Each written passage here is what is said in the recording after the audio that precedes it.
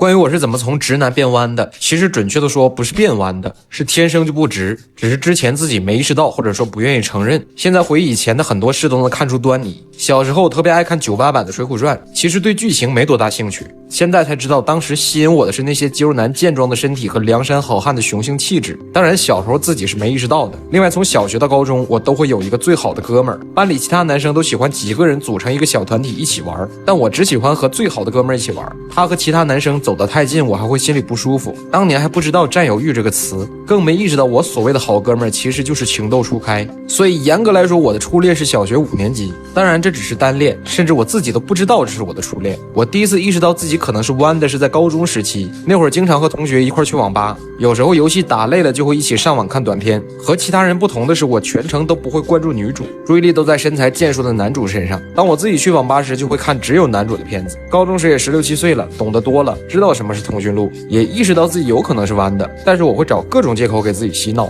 觉得等上大学找了女朋友就好了。我正式交往第一个女朋友是25岁那年，我是团操教练，工作原因会接触很多女生，而且因为舞台滤镜的加持，所以会有女生对我表示好感。当时她经常约我出去玩，人长得也漂亮，工作也不错。说实话，我是喜欢她的，当时那种感觉和我后来确定取向交往过的男生是一样的。所以出去玩虽然是他约我居多，但确认关系是我向他表白的。不过我对他的喜欢只限于精神层面，交往到后期我甚至想过和他结婚的事儿。我俩分手的原因很抓马，那天他来我家吃饭，刚到就接到工作电话要用下我的电脑。我电脑里有很多电影都是纯男主，不过我全都藏在很隐蔽的文件夹里，所以也没多想就去做菜了。等我做完把菜端上桌进屋去看他正在我放电影那个文件夹里找他下载的文件。只能说我百密一疏，忘了我把下载的默认路径设置在我放电影那个文件夹里了。关键我那些电影设置的都是超大图标，封面都很醒目，而且为了方便自己找，我还按男主的特征和剧情给每一部都取了名字。当时我脑子嗡的一下，跑过去赶紧把文件夹关了，叫他吃饭。他估计当时也懵了，甚至都没提他工作还没做完的事儿。更诡异的是，我俩都像没事人一样一起吃了饭。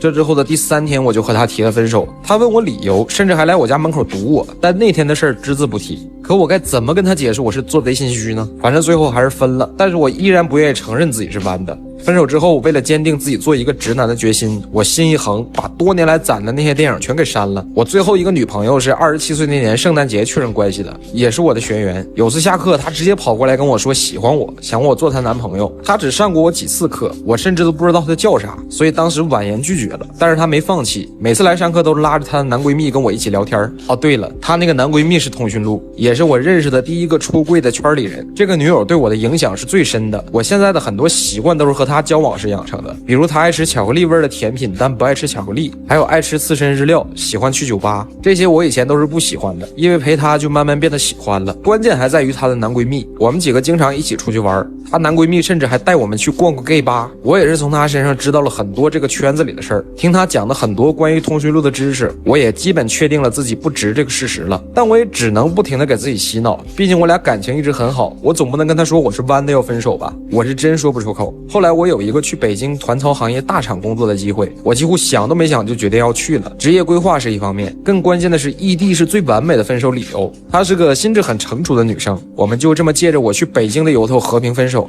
她的男闺蜜给我科普过，通讯录绝大部分是基因决定的，加上我对从小到大过往种种的回忆，至此我已经完全确定并接受自己是弯的这个事实了，也算是和自己和解了。北京的包容和开放让我彻底放下包袱，开始慢慢融入通讯录这个圈子。虽然因为职业原因还是会有女生对我表示好感，但我已经明确自己的取向，所以没有再和任何女生交往过。当然我也没有满世界的吆喝我是弯的，所以只是以不想谈恋爱为由礼貌的拒绝。回想我做直男的这20多年，尽管很早就开始意识到苗头，但迫于环境的压力和认知的局限，我只能不停的给自己洗脑。可越压抑就越渴望。到北京后，我开始报复性的面基来弥补这么多年内心的缺失。现在生活在成都，已经不像刚到北京时那么疯狂了，对这些事儿看得也淡了。现在自己一个人也挺好的，不强求，缘分来了呢也不拒绝，没事健健身泡泡澡挺好的。